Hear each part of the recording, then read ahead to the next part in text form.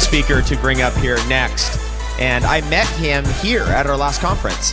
And we've been talking ever since. We did a great interview that was put out online. Dr. George Yu. So I'm going to tell you a little bit about Dr. George Yu. He's a clinical professor of urological surgery at the George Washington Medical Center in Washington, D.C., and has a private practice, Aegis Medical and Research Associates, in Annapolis, Maryland. After his general surgery training at the Peter Bent Brigham Harvard Medical Institution, Dr. Yu did 2 missionary medical tours and then finished his surgical specialty training in urology at Johns Hopkins Medical Center and Hospital in 1981. Dr. Yu has gained wide experience of the effects of sex hormones, which are really health hormones. He's going to tell you about that, on aging in men and women through his 30-year career as a reconstructive and urological cancer surgeon. You guys ready to give a warm welcome to Dr. George Yu? Come on up, Dr. George Yu. All right.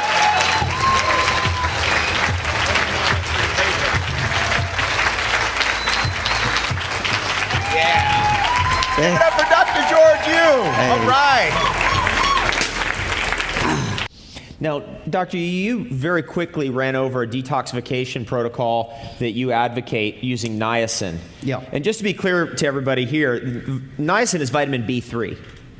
And I remember when Dr. Yu and I first met, we were talking about niacin. We had an extensive conversation about that. Mm-hmm. But you do have a specific protocol where you put somebody on, say, in a beginner dose, maybe 250 milligrams of niacin. It'll increase every day. And then you put them on a rebounder, and then you put them into a hot sauna. Do you want to go over that with us real quickly? Okay.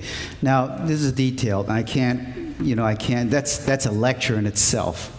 And we're going to know a lot more by next year. What we're trying to do is something we know works. It's a phenomenon looking for a reason. We know it works because, how do we know it works? Because they use it on drug addictions. We know it works because the usual success rate for drug addiction correction is about 25%. And this is much more. If you go overseas, you see these programs. So what happens is,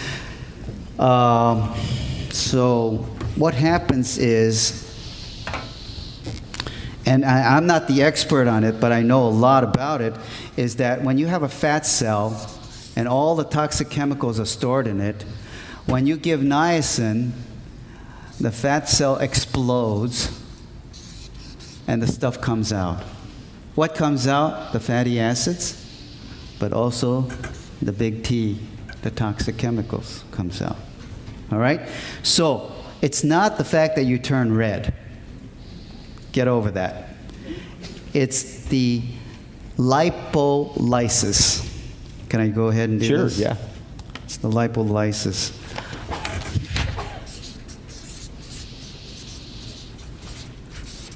So lipo from Greek, it meaning fat.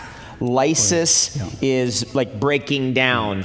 Now, people who take amphetamines, people who take the norepinephrines, people who lose weight very quickly do the same.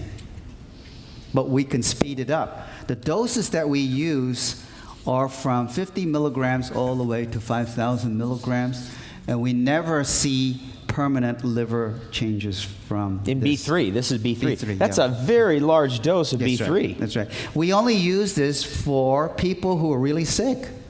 Like the 9/11 firefighters. They're desperate. Like Agent Orange from Vietnam, and like the Gulf War syndromes. Okay? So when for the average guy, you dose up 50 milligrams, 100 milligrams, 200 milligrams, and you can stop there. And you can use the opportunity, now that you mobilize, to get rid of it through 2 organs, skin and intestinal tract. When I was an intern, we used to see theophylline overdosing. The mother would bring the child in who's an asthmatic, and she feels really bad because she's overloaded him with theophylline, and he's going shaking because overdose of theophylline. And one of the things we did, and I didn't believe this, we used to give him charcoal and get the stuff out through their GI tract. Sucks it right out. So you got skin and GI tract to get rid of it. So the sauna, it can be heat, it can be any kind of heat. You move the lymphatics to get the circulation going, the blood to move. Then it has an opportunity to go out through the skin or through the GI tract. You don't want it to go back into fat cells, and you don't want it to go back to your brain. We did that experiment in animals. Very hard to get it out of the brain again. Does that explain it? Yeah, that's excellent. So let's just run down this real quick and kind of review, and then I want to ask you a really good question. I'm sure some people are wondering what that question is. So let's say I did 250 milligrams of niacin, get on the rebounder 10, 20 minutes? Any kind of exercise. Any kind of exercise, so that I'm moving. Yeah. And then I get in the sauna for maybe 40 minutes? And then after you finish the sauna, you make sure you wipe off the sauna walls, because you may be leaving a lot of bad stuff for somebody else. And then what we do, not everybody, is we give them either bentonite, activated charcoal. Activated charcoal will take anything out. If you take a medicine, you take activated charcoal, you will never see the effect of the medication. It'll suck up anything. Just neutralize it. So it just absorbs everything. So maybe that's step 4? You take everything out. Something like that, step 4. Mm-hmm. So whatever has detoxified maybe come into the GI tract, you hit the charcoal, goes right out, and get it out. Yeah. So if you have a food poisoning, you take the charcoal tablet, it goes right out. You take too much medication, you take charcoal tablets. You drink too much, you take charcoal tablets, it goes out. Okay. So New Year's Eve, we always tell people load up with charcoal tablets. I've got a question for you. It's kind of a double-pronged question, and this has to do with DHT and testosterone metabolites. Now, what you're talking about here and what you're showing us, and this is what appears to me to be the situation, testosterone is basically anti-prostate cancer to some degree. It's the metabolites, perhaps DHT and others, or even when testosterone flips over and becomes a bad estrogen, that are inducing of prostate cancer. Is that kind of the right? You're pretty good. Am I getting that? Pretty good. All right. I'm impressed. All right. Well, it's emerging that way. It's emerging that way that it may not be just testosterone, but the conversion to DHT that's the problematic. Because on one hand, you're stopping the prostate cancer, but now you're dying from the heart disease and diabetes. You see what I mean? Yeah. If you don't have testosterone, you become catabolic. You lose your muscles. You shrink. You shrivel away. And men don't complain. They just quietly die. Women will go out kicking.